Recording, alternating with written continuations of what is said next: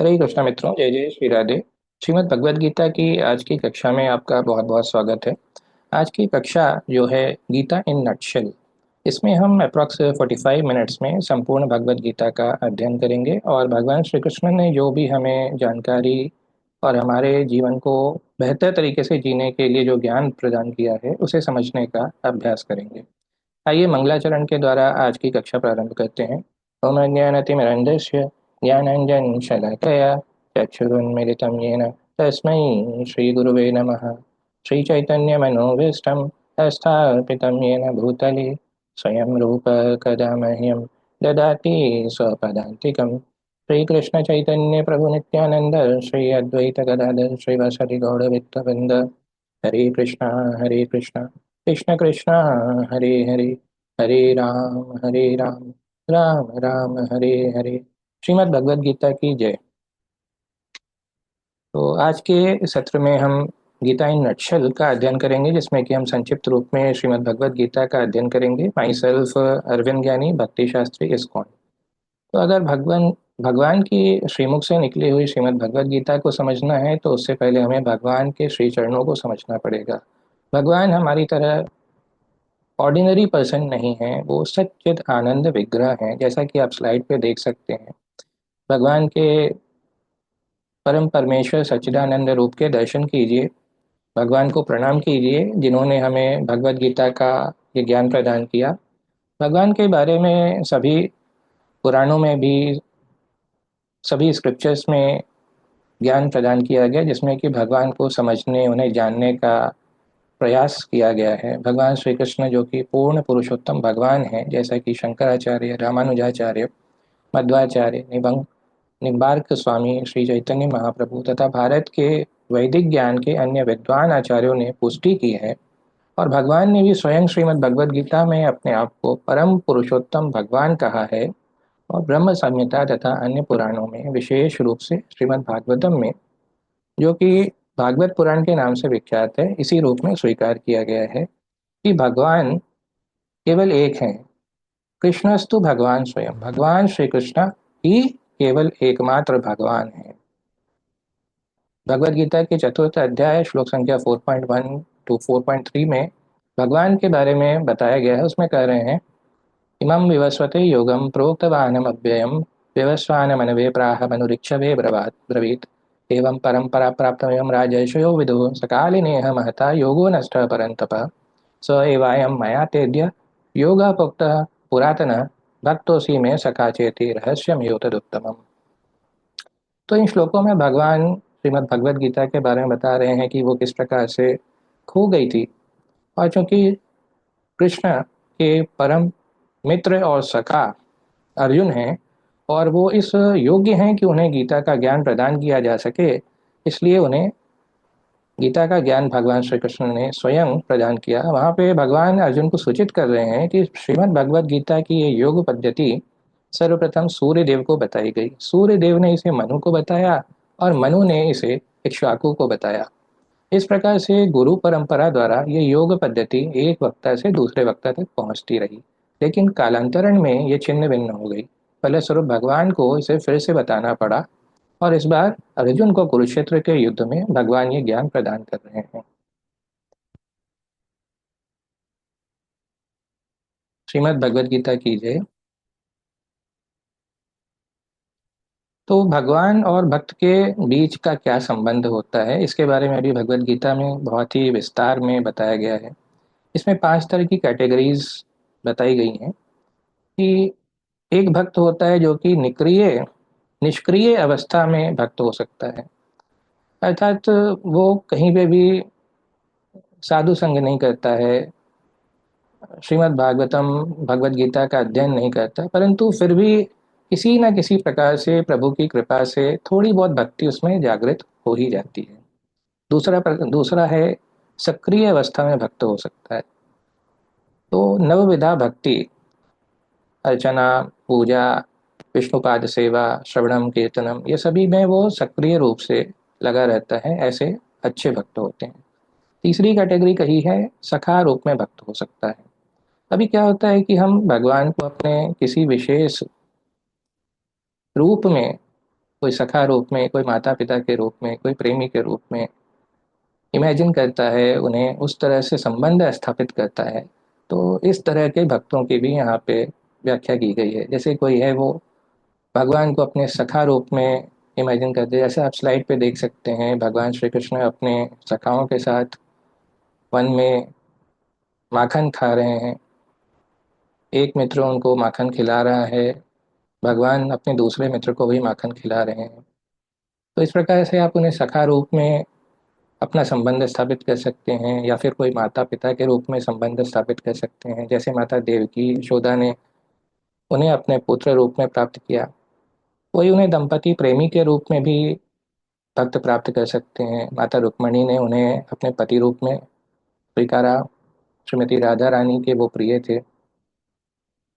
और भी सभी समस्त गोपियां हैं जो कि उन्हें अपने पति के रूप में प्राप्त करना चाहती हैं, या फिर उनसे उस तरह का दाम्पत्य भाव स्थापित करती हैं। अर्जुन ने भगवत गीता को किस तरह से ग्रहण किया, इसका वर्णन दशम स्कंद श्रीमद् भागवतम में, भगवत गीता में अध्याय 10 श्लोक संख्या 12 से 14 के बीच में किया गया है। इसमें बताया गया है कि हम जो भक्त हैं तो भगवत गीता को किस प्रकार से ग्रहण करें। आइए इसको पढ़ते हैं।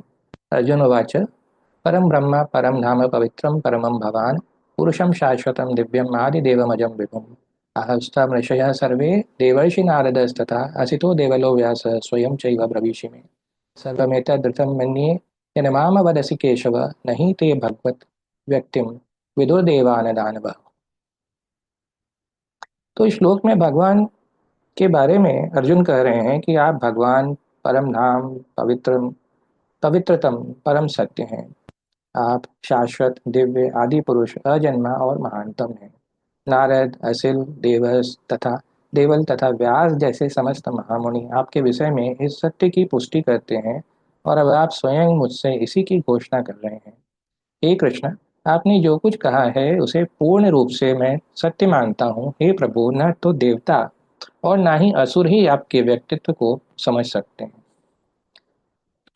तो इस प्रकार से हम देखेंगे कि भगवत गीता आखिर है क्या।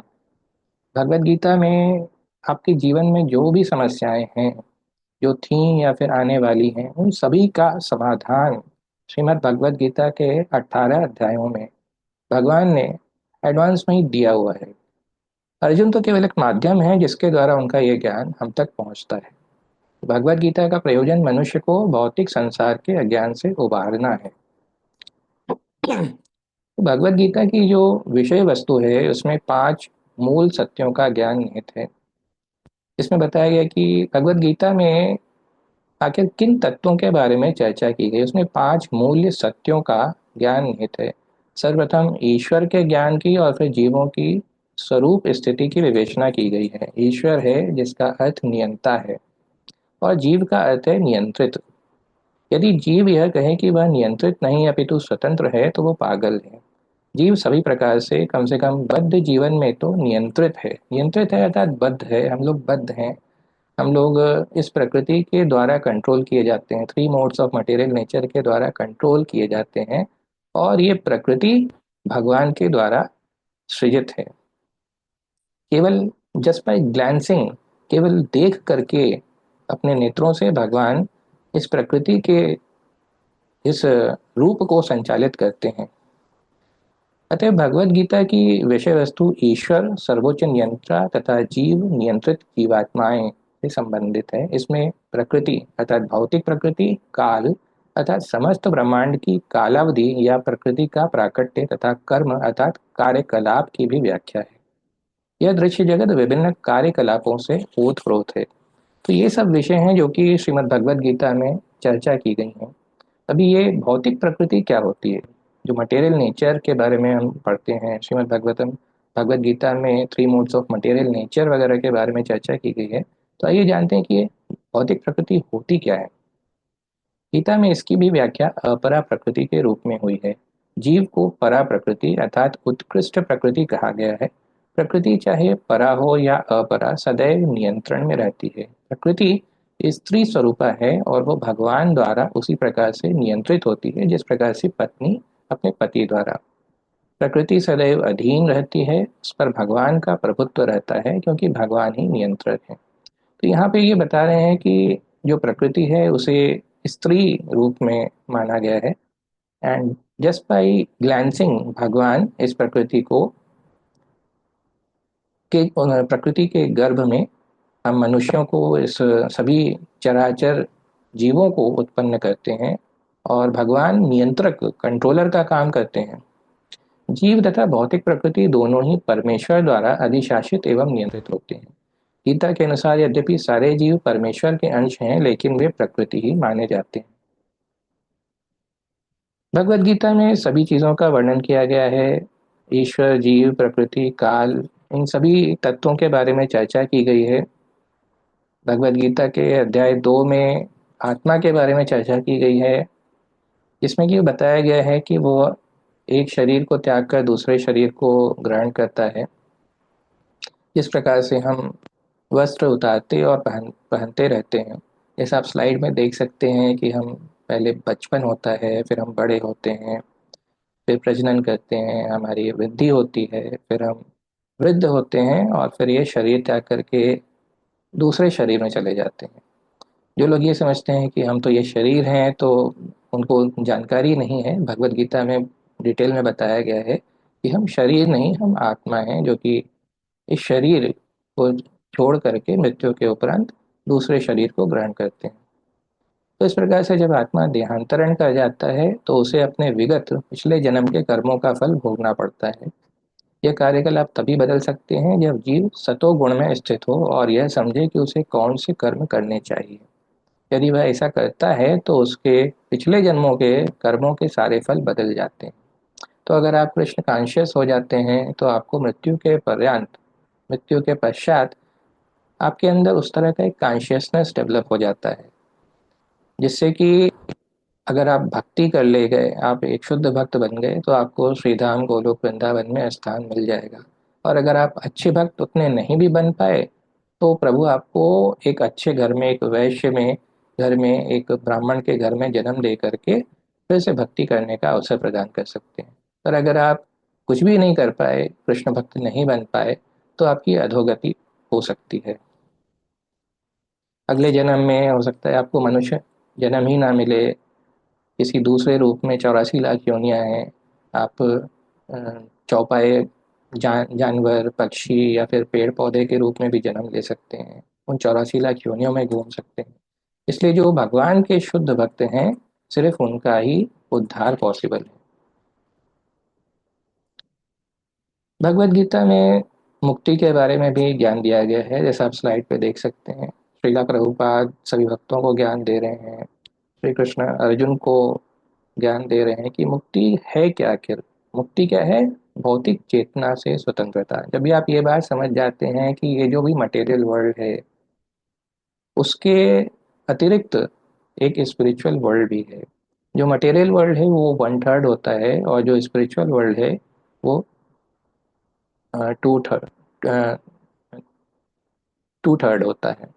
तो जो स्पिरिचुअल वर्ल्ड है वो बहुत बड़ा है। तो श्रीमद् भागवतम में भी मुक्ति की परिभाषा दी गई है। श्रीमद् भागवतम में कह रहे हैं, मुक्तिर्हेत्वान्य अथारूपम स्वरूपेण व्यवस्थिति। अर्थात मुक्ति का अर्थ है इस भौतिक जगत की कलुषित चेतना से छूटना और शुद्ध चेतना में स्थित होना। भगवत गीता के सारे उपदेशों का मंतव्य इसी शुद्ध चेतना को जागृत करना है। इसलिए हम गीता के अंत में कृष्ण को अर्जुन से यह प्रश्न करते हुए पाते हैं कि वह विशुद्ध चेतना को प्राप्त हुआ या नहीं। शुद्ध चेतना का अर्थ है भगवान के आदेशानुसार कर्म करना। शुद्ध चेतना का यही सार है। भगवान का अंश होने के कारण हम में चेतना पहले से ही रहती है, लेकिन हम में निकृष्ट गुणों द्वारा प्रभावित होने की प्रवृत्ति पाई जाती है।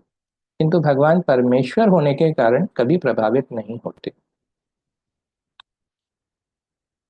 भगवत गीता में यह भी बताया गया है कि निर्विशेष ब्रह्म भी पूर्ण परम पुरुष के अधीन है।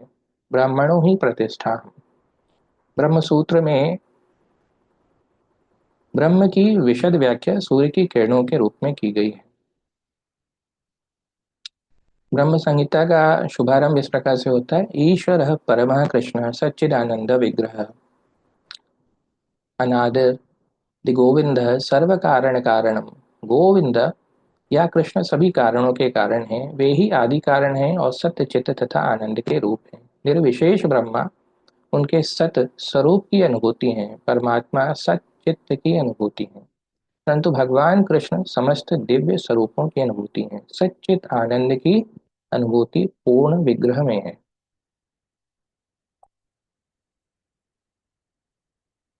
अभी कुछ भक्तों के बारे में चर्चा की गई है जो कि भगवत गीता को पूर्ण रूप से एक्सेप्ट नहीं कर पाते हैं या फिर उस पर उल्टी सीधी टिप्पणी वगैरह लिखते हैं।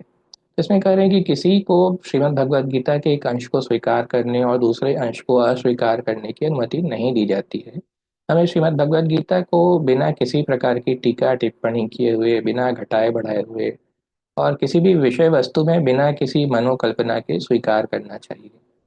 तो श्रील प्रभुपाद ने ये बहुत अच्छी सेवा दी है, Shrimad Bhagavad Gita as it is, इसमें बिना अपनी तरफ से कुछ एडिशन किए हुए, जैसा श्री कृष्ण ने अर्जुन को नॉलेज कन्वे किया था वो हम तक बिना अडल्टरेशन के हम तक पहुंची है।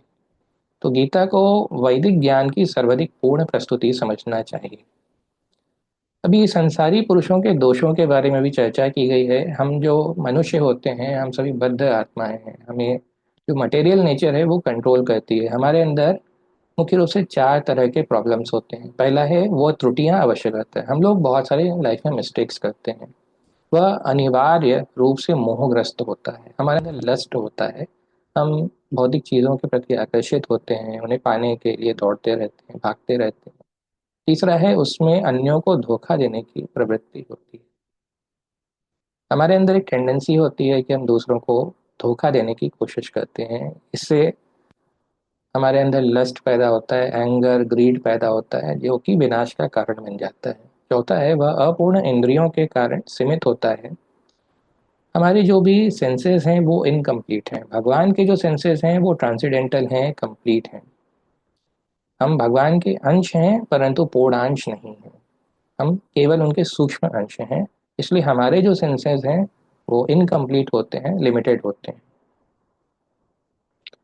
अभी भगवत गीता में अगले पड़ाव में भगवान बता रहे हैं कि प्रारंभ में अर्जुन ने निश्चय किया था कि वह कुरुक्षेत्र के युद्ध में नहीं लड़ेगा। यह उसका निर्णय था। अर्जुन ने भगवान से कहा कि वह अपने ही संबंधियों को मारकर राज्य का भोग नहीं करना चाहता। ये निर्णय शरीर पर आधारित था क्योंकि वह अपने आप को शरीर मान रहा था और अपने भाइयों, भतीजों, सालों, पितामह आदि को अपने शारीरिक संबंध या विस्तार के रूप में ले रहा था। अतः वह अपनी शारीरिक आवश्यकताओं को तुष्ट करना चाह रहा था। ये सारा ज्ञान श्रीमद् भगवद गीता के अध्याय 2 में दिया गया है, जिसे कि अर्जुन विषाद योग के नाम से जानते हैं। इसमें अर्जुन लड़ने को ही तैयार नहीं हो रहे थे क्योंकि वो नहीं चाहते थे कि वो अपने इन रिलेटिव्स को डिस्ट्रॉय करें, उन्हें किल करें। उन्हें लगता था कि ऐसा करने से पाप होगा और ऐसा अगर राज्य उन्हें प्राप्त हो भी गया तो उस राज्य का वो करेंगे क्या। तो इस प्रकार से अर्जुन अध्याय 2 में भगवान से कह रहे हैं कि वो युद्ध नहीं करना चाहते हैं। करिष्ये वचनम तव, मैं आपके वचन के अनुसार ही कार्य करूंगा। तो वो भगवान के श्री चरणों में एक शिष्य रूप में जाते हैं, उनको प्रणाम करते हैं और कहते हैं कि मेरा मार्गदर्शन कीजिए कि मैं किस प्रकार से ये जीवन जीऊं, किस प्रकार से ये युद्ध करूं। इस संसार में हम पाते हैं कि प्रत्येक पदार्थ क्षणिक है, ये उत्पन्न होता है, कुछ काल तक रहता है, कुछ गौण वस्तुएं उत्पन्न होती हैं, क्षीण होता है, अंत में लुप्त हो जाता है। भौतिक संसार का यही नियम है, चाहे हम इस शरीर का दृष्टांत लें या फल का या किसी अन्य वस्तु का। किसी किंतु इस क्षणिक संसार से परे एक अन्य संसार है जिसके विषय में हमें जानकारी है। उस संसार में अन्य प्रकृति है जो कि सनातन है। भगवान का जो श्री धाम है वो आध्यात्मिक जगत है। एक बार आप वहां पहुंच गए तो वहां से आपको वापस नहीं आना पड़ता है। परंतु ये जो मटेरियल वर्ल्ड है आपको यहीं रहना पड़ता है और यहाँ के दुखों को भोगना पड़ता है।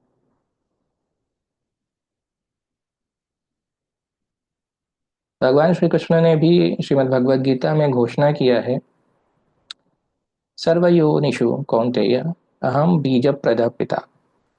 भगवान श्री कृष्ण, जैसा हमने चर्चा किया कि भगवान just by glancing the material nature he makes material nature pregnant. केवल ग्लैंस करके, केवल देख करके वो इस प्रकृति के द्वारा सभी चराचर जीवों की उत्पत्ति करते हैं। तो जो श्री कृष्ण हैं वो भगवान हैं और वो सीड गिविंग फादर हैं। वो हम सबके पिता हैं। निस्संदेह अपने अपने कर्मों के अनुसार नाना प्रकार के जीव हैं, लेकिन यहाँ पर कृष्ण कहते हैं कि वे उन सबके पिता हैं। अतः भगवान उन समस्त पतित बद्ध जीवों का उद्धार करने तथा उन्हें सनातन धाम वापस बुलाने के लिए अवतरित होते हैं, जिससे कि सनातन जीव भगवान की नित्य संगति में रहकर अपने सनातन स्थिति को पुनः प्राप्त कर सके।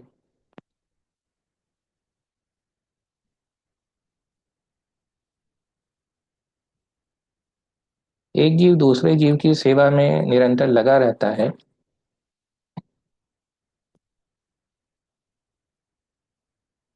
जब सनातन गोस्वामी ने श्री चैतन्य महाप्रभु से प्रत्येक जीव के स्वरूप के विषय में जिज्ञासा की, तो भगवान ने उत्तर दिया कि जीव का स्वरूप या स्वाभाविक स्थिति भगवान की सेवा करना है।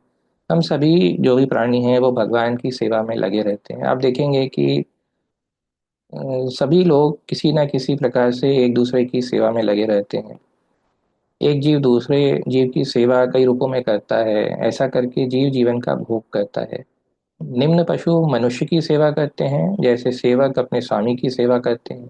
एक व्यक्ति अपने स्वामी की सेवा करता है, ए बी की सेवा करता है, बी सी की सेवा करता है, सी डी की सेवा करता है। इस प्रकार से हम देखते हैं कि एक मित्र दूसरे मित्र की सेवा करता है, माता पुत्र की सेवा करती है, पत्नी पति की सेवा करते हैं, पति पत्नी की सेवा करते हैं। तो सबों में एक तरह का सेवा का भाव रहता है। जैसे एक राजनेता है, वो जनता के समक्ष अपना घोषणा पत्र प्रस्तुत करता है ताकि उनको उसकी सेवा करने की क्षमता के विषय में विश्वास दिला सके। भी दुकानदार है, वो अपने ग्राहक की सेवा करता है। और एक जैसे कारीगर है, शिल्पी है, वो पूंजीपतियों की सेवा करता है। पूंजीपति अपने परिवार की सेवा करता है। तो सबों में सेवा का भाव अवश्य ही रहता है।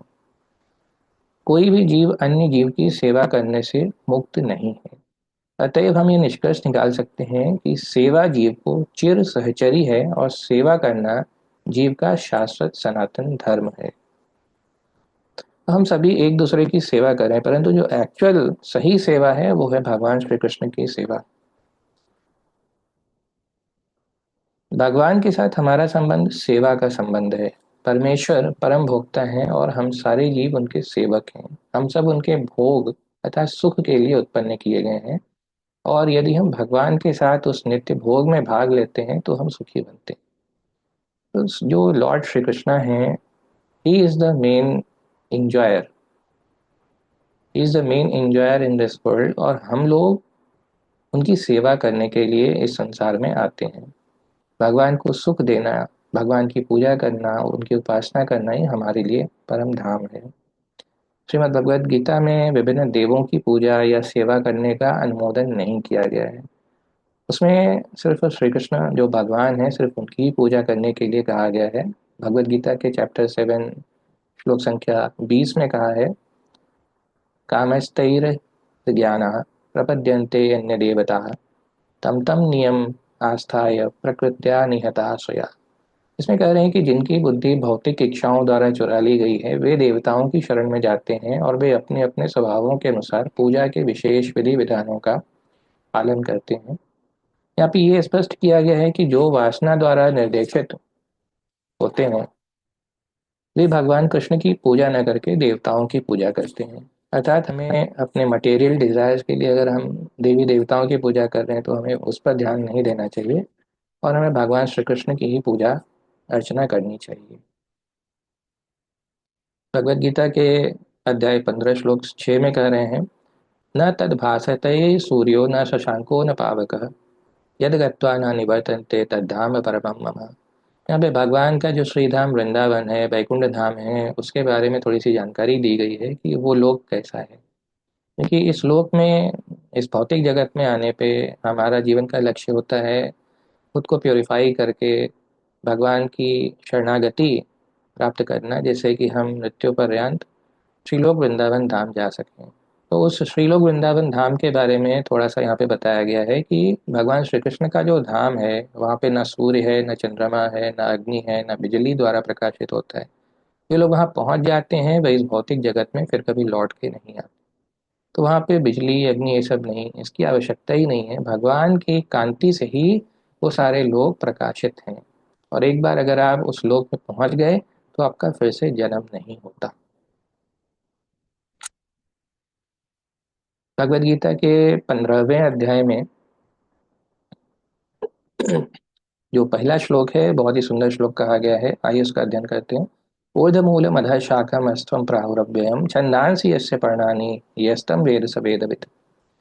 अध्याय 15 का ये पहला श्लोक है जहाँ से अध्याय 15 प्रारंभ होता है। उसमें भौतिक जगत के वास्तविक रूप का चित्रण किया गया है। यहाँ पे कहते हैं कि भौतिक जगत का वर्णन उस वृक्ष के रूप में हुआ है जिसकी जड़ें ऊपर की ओर हैं और शाखाएं नीचे की ओर हैं।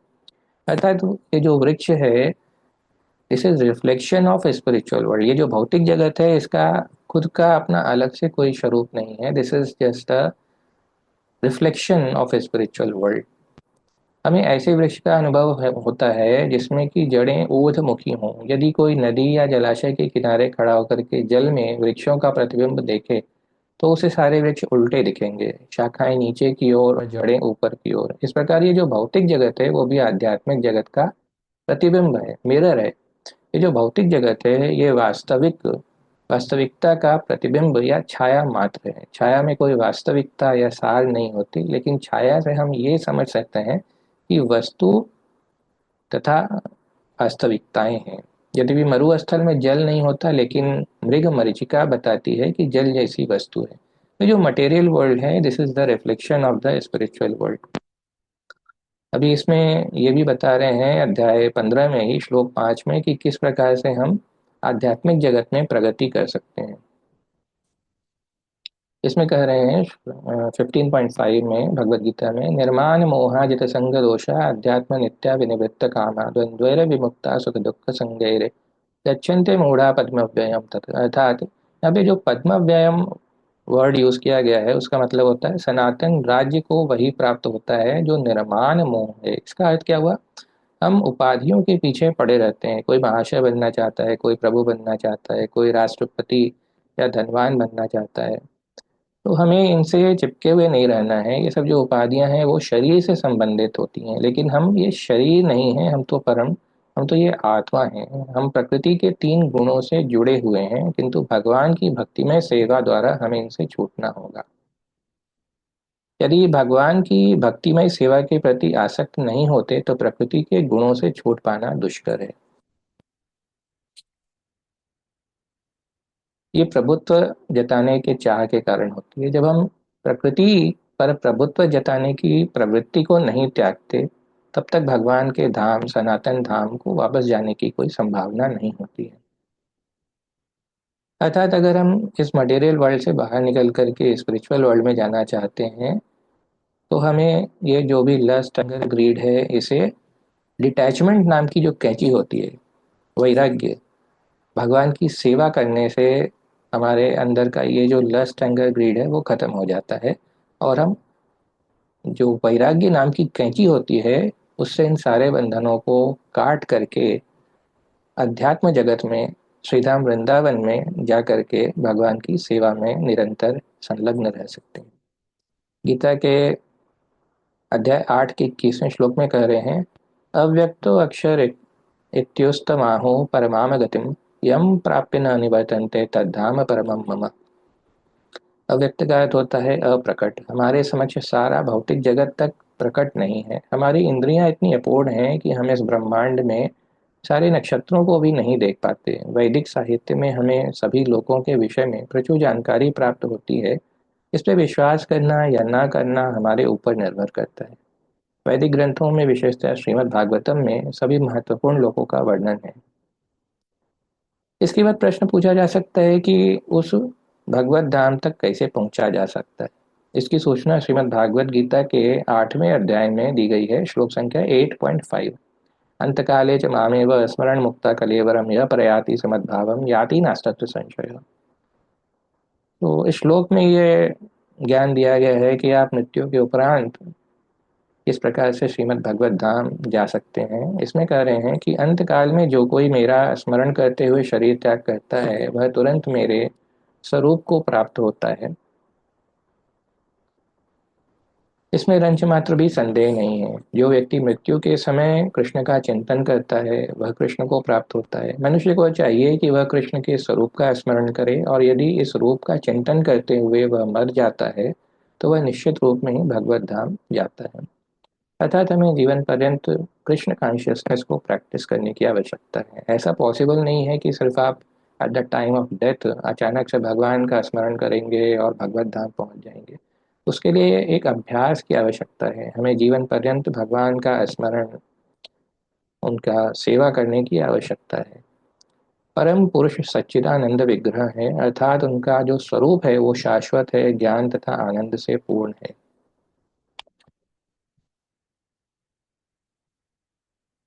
भगवद गीता में 8.6 में उस सामान्य सिद्धांत की भी व्याख्या है जो कि मृत्यु के समय ब्रह्मा का चिंतन करने से आध्यात्मिक धाम में प्रवेश करना सुगम बनाता है।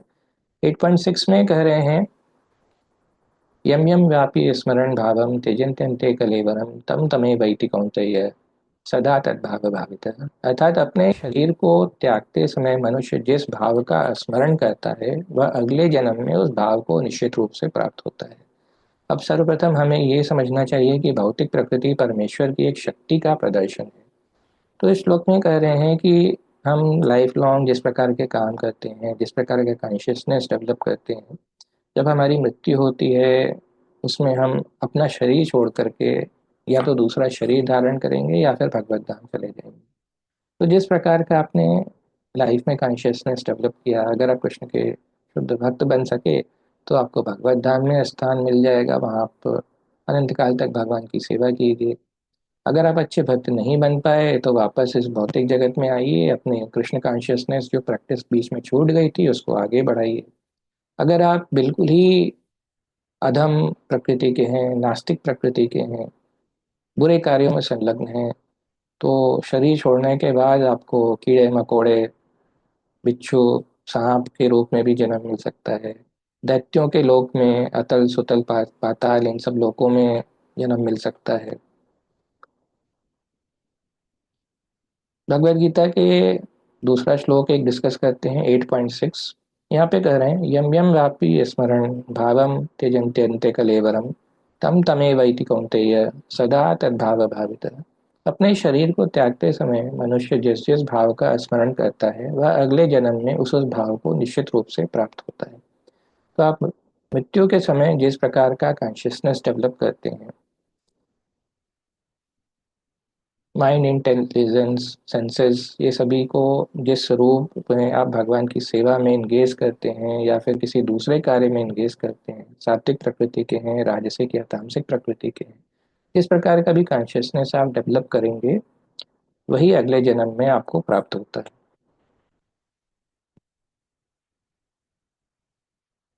श्री चैतन्य चरितामृत में एक बहुत ही सुंदर श्लोक का वर्णन आता है, माया मुग्ध जीवेर नाही स्वतः कृष्ण ज्ञान जीवेरे कृपाय कैला कृष्ण वेद पुरा। इसमें कह रहे हैं कि जो भुलक्कड़ जीव होते हैं, बद्ध जीव होते हैं, उन्होंने परमात्मा परमेश्वर के साथ अपने संबंध को भुला दिया और वे सब भौतिक कार्यों के विषय में सोचने में मग्न रहते हैं। इनकी चिंतन शक्ति को आध्यात्मिक आकाश की ओर मोड़ने के लिए ही कृष्णद्वैपायन व्यास ने प्रचुर वैदिक साहित्य प्रदान किया।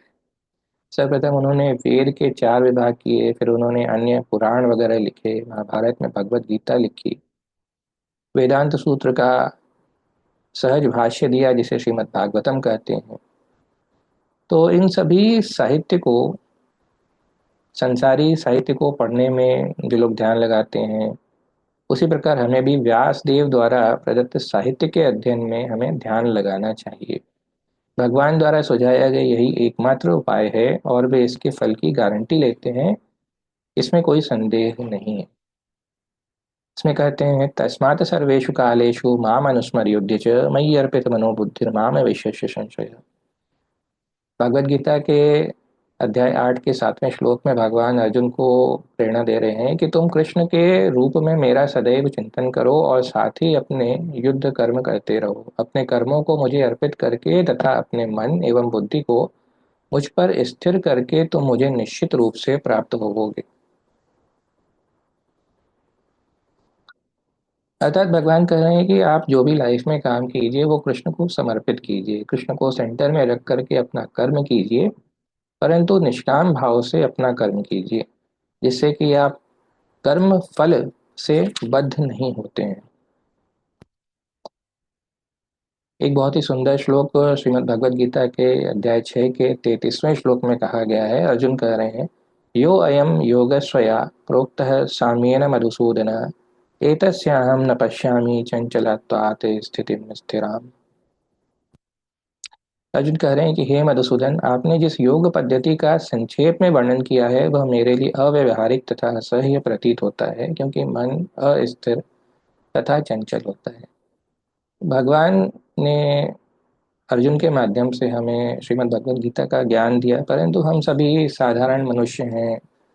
हमारा मन बहुत ही चंचल होता है, स्थिर नहीं रहता है। तो ये जो संशय है वो अर्जुन ने भगवान से पूछा। तो भगवान क्या कहते हैं उत्तर देते हुए, योगी नाम अपनी सर्वेशा मद्गते अंतरात्मना श्रद्धावान भजते यो माम समय युक्त तमो मतः। भगवान कह रहे हैं कि संपूर्ण योगियों में जो श्रद्धावान योगी भक्ति योग के साथ मेरी आज्ञा का पालन करता है, अपने अंतर में मेरे बारे में सोचता है और मेरी दिव्य प्रेम भक्तिमय सेवा करता है, वह योग में मुझसे परम घनिष्ठता पूर्वक युक्त होता है और सब में श्रेष्ठ है। यही मेरा मत है। अर्थात आपका मन अगर कंट्रोल में नहीं है तो भी अभ्यास के द्वारा आप उसे कंट्रोल में लगा सकते हैं।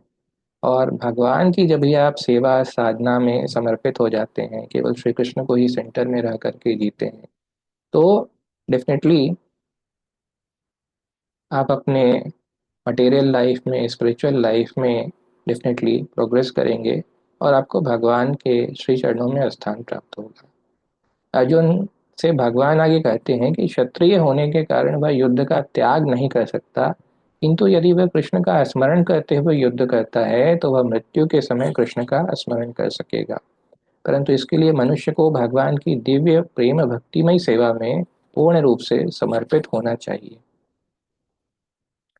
एक बहुत ही सुंदर श्लोक श्रीमद् भागवतम में आया है, जैसा कि आप स्लाइड पे देख सकते हैं। श्रीमद् भागवतम 7.5.23, श्रवणम कीर्तनम विष्णु स्मरणम पादम सेवनम अर्चनम वंदनम दास्यम सख्यात्म निवेदन। तो जो नव विधा भक्ति के बारे में हम सुनते हैं, ये वही श्लोक है। इसमें 9 विधियों के बारे में चर्चा की गई है, जिससे कि हम भगवान की सेवा साधना कर सकते हैं। ये 9 विधियां हैं, जिनमें से श्रवण सबसे सुगम है। भगवत गीता का किसी स्वरूप सिद्ध व्यक्ति से श्रवण उस व्यक्ति को भगवान के चिंतन की ओर मोड़ देगा, इससे परमेश्वर का स्मरण होगा और शरीर छोड़ने पर आध्यात्मिक शरीर प्राप्त होगा, जो परमेश्वर की संगति के लिए उपयुक्त है।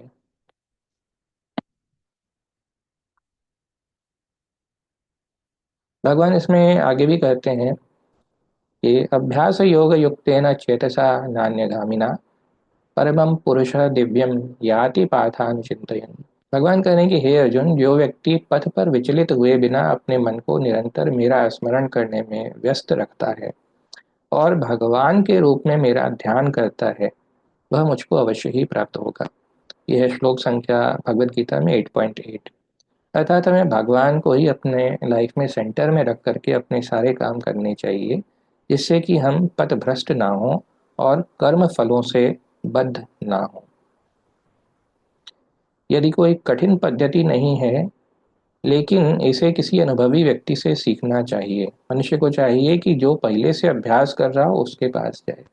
आपको एक अच्छा गुरु ढूंढने की आवश्यकता है, जिसने कि भगवान को आत्मसात किया हो, जो भगवान की सेवा में लगा हुआ है। उसके मार्गनिर्देशन में ही आप आगे प्रैक्टिस करके कृष्ण कॉन्शियस हो सकते हैं। आपके अंदर कृष्ण भगवान के प्रति भाव उत्पन्न हो सकता है। धीरे धीरे जब आपके अंदर वो भाव उत्पन्न होगा, आप भगवान की सेवा में लगे रहेंगे, तो आप में कृष्ण प्रेम उत्पन्न हो जाएगा और ये कृष्ण प्रेम प्राप्त करना ही जीवन का परम लक्ष्य है। भगवान आगे कह रहे हैं चैप्टर 9 के श्लोक संख्या 32 और 33 में, माम ही पार्थ विपाश्रित्य येऽपि स्युः पापयोनयः स्त्रियो वैश्यास्तथा शूद्रास्तेऽपि यान्ति परां गतिम् किं पुनर्ब्रह्मणाः पुण्या भक्ता राजर्षयस्तथा अनित्यं सुखम लोकमिमं प्राप्य भजस्व माम। इस प्रकार भगवान कह रहे हैं कि वैश्य, पतित स्त्री या श्रमिक आदि अधम योनि को प्राप्त मनुष्य भी परम को पा सकते हैं। इसे अत्यधिक विकसित बुद्धि की आवश्यकता नहीं पड़ती। बात यह है कि जो कोई भक्ति योग के सिद्धांत को स्वीकार करता है और परमेश्वर को जीवन के आश्रय तत्व, सर्वोच्च लक्ष्य या चरम लक्ष्य के रूप में स्वीकार करता है, वह आध्यात्मिक आकाश में भगवान तक पहुंच सकता है। यदि कोई भगवत गीता में बताए गए सिद्धांतों को ग्रहण करता है तो वह अपना जीवन पूर्ण बना सकता है।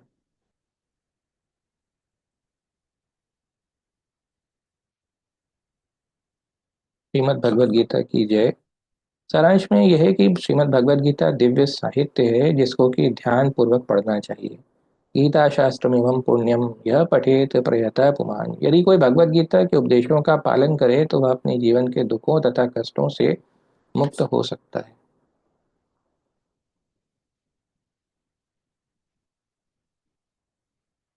भगवत गीता के बारे में आदिगुरु शंकराचार्य ने 60 श्लोक लिखे हैं जिसे कि गीता महात्म्य के रूप में जाना जाता है। इसमें गीता महात्म्य 2 में आदिगुरु शंकराचार्य कह रहे हैं, गीता अध्ययनशीलस्य प्राणायाम परस्य च नैव संति ही पापानि पूर्व जन्मा कृतानि च। यदि कोई भगवत गीता को निष्ठा तथा गंभीरता के साथ पढ़ता है तो भगवान की कृपा से उसके सारे पूर्व दुष्कर्मों के फलों का उस पर कोई प्रभाव नहीं पड़ता। आप स्लाइड पे एक श्लोक देख सकते हैं। भगवत गीता 18.66 में ये श्लोक कहा गया है, सर्वधर्मान् परित्यज्य मामेकं शरणं व्रज अहम त्वाम सर्व पापेभ्यो मोक्षयिष्यामि मा शुचः। तो भगवत गीता के 18वें अर्थात अंतिम अध्याय में भगवान श्री कृष्ण अर्जुन को कह रहे हैं कि सब धर्मों को त्याग करके एकमात्र मेरी शरण में आओ। तो यहाँ पे सब धर्मों से क्या तात्पर्य है? भगवान ने अर्जुन को कर्म योग, भक्ति योग, ज्ञान योग, सभी प्रकार के माध्यम बताए जिनसे कि भगवान की प्राप्ति की जा सकती है, परंतु उन सबों में आपको कंफ्यूज होने की कोई आवश्यकता नहीं है।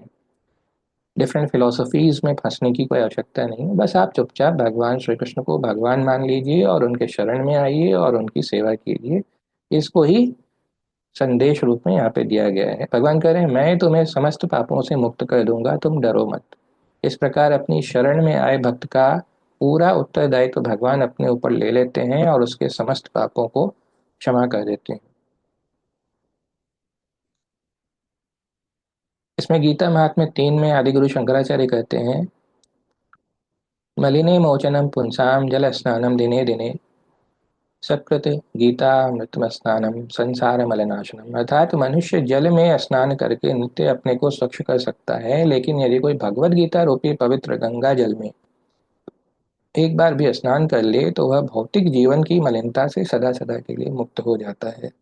अर्थात अगर आपने पवित्र नदियों में स्नान किया तो एक बार आप स्वच्छ होंगे, परंतु यदि आप भगवत गीता रूपी अमृत से का पान करते हैं, उसका अध्ययन करते हैं, तो आप निरंतर जन्म जन्मों के लिए स्वच्छ हो जाएंगे। गीता महात्म्य 4 में आदिगुरु शंकराचार्य कहते हैं, गीता सुगीता कर्तव्या किमन्यैः शास्त्र विस्तरैः या स्वयं पद्मनाभस्य मुख पद्मा निःसृता। आदिगुरु शंकराचार्य कह रहे हैं कि भगवत गीता भगवान के मुख से निकली है, अतएव किसी अन्य वैदिक साहित्य को पढ़ने की आवश्यकता नहीं रहती। उसे केवल भगवत गीता का ही ध्यान पूर्वक तथा मनोयोग से श्रवण तथा पठन करना चाहिए। वर्तमान युग में लोग सांसारिक कार्यों में इतने व्यस्त हैं कि उनके लिए समस्त वैदिक साहित्य का अध्ययन कर पाना संभव नहीं है, परंतु इसकी आवश्यकता भी नहीं है। केवल एक पुस्तक श्रीमद् भगवत गीता का ही अध्ययन पर्याप्त है, क्योंकि यह वैदिक ग्रंथों का सार है। गीता महात्म्य 5 में कह रहे हैं, भारतामृत सर्वस्वं विष्णु वक्त्राधुनि श्रुतम गीता गंगोदकम पीत्वा पुनर्जन्म न विद्यते। जो गंगा जल पीता है वह मुक्ति प्राप्त करता है, अतएव उसके लिए क्या कहा जाए जो भगवत गीता का अमृत पान करता है। भगवत गीता महाभारत का अमृत है और उसे भगवान श्री कृष्ण ने स्वयं सुनाया है। भगवान श्री कृष्ण के मुख से निकली हुई और गंगा भगवान के चरण कमलों से निकलती हैं। निस्संदेह भगवान के मुख तथा चरणों में कोई अंतर नहीं है, लेकिन निष्पक्ष अध्ययन से हम पाएंगे कि भगवत गीता गंगा जल की अपेक्षा अधिक महत्वपूर्ण है। गीता महात्म्य 6 में कहते हैं, सर्वोपनिषदो गावो दुग्धा गोपाल नंदन पार्थो वत्स सुधीर भोक्ता दुग्धम गीतामृतम महत्। ये गीतोपनिषद भगवत गीता, जो समस्त उपनिषदों का सार है, गाय के तुल्य है और ग्वाल बाल के रूप में विख्यात भगवान कृष्ण इस गाय को दूह रहे हैं।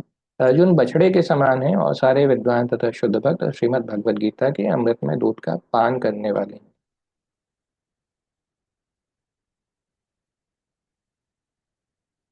गीता महात्म्य 7 में आदिगुरु शंकराचार्य कह रहे हैं, एकम शास्त्रम देवकी पुत्र गीतम एको देवो देवकी पुत्र एव एको मंत्रस्य नमामि यानी कर्माप्येन तस्य देवस्य सेवा। अर्थात आज के युग में लोग एक शास्त्र, एक ईश्वर, एक धर्म तथा एक वृत्ति के लिए अत्यंत उत्सुक हैं। अतः एक शास्त्र देवकी पुत्र गीतम, केवल एक शास्त्र श्रीमद् भगवद गीता हो तो सारे विश्व के लिए हो। एको देवो देवकी पुत्र एव, सारे विश्व के लिए एक ईश्वर हो श्री कृष्ण। एको मंत्रस्य नामानि, यानी एक प्रार्थना हो, अर्थात उनके नाम का कीर्तन, अर्थात हरे कृष्ण कृष्ण कृष्ण हरे हरे, हरे राम राम हरे हरे। तो इस प्रकार से कर्माप्येकम तस्य देवस्य सेवा, केवल एक ही कार्य हो, अर्थात भगवान की सेवा। ये बात गीता महात्म्य के 7वें श्लोक में आदि गुरु शंकराचार्य ने कहा। तो इस प्रकार से हमने संक्षिप्त रूप में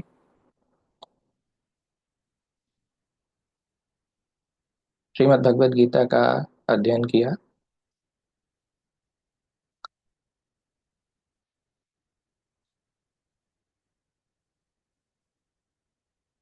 हरे कृष्णा। और इस प्रकार से हम श्रीमद् भगवद गीता के प्रमुख श्लोकों का भी हमने अध्ययन किया, भगवान के बारे में चर्चा की। आदि गुरु शंकराचार्य ने 7 श्लोकों में श्रीमद् भगवद गीता के जिस महात्म्य की चर्चा की है वो भी हमने अध्ययन किया। तो गीता के बारे में इतना ही कह सकते हैं कि भगवान को सेंटर में रख करके अपना कर्म कीजिए, यही मुख्य रूप से संदेश दिया गया है। अपने आप को ये शरीर नहीं वरन आत्मा समझिए और भक्ति के द्वारा इसे प्यूरिफाई कीजिए, जिससे कि हम मृत्यु पर्यंत एक शुद्ध भक्त बन करके श्रीधाम वृंदावन में स्थान प्राप्त करके भगवान की सेवा कर सकें। आप सभी का बहुत बहुत धन्यवाद। गीता इन नटशेल कोर्स आज हमने अध्ययन किया। बहुत बहुत धन्यवाद। जय जय श्री राधे। हरे कृष्णा।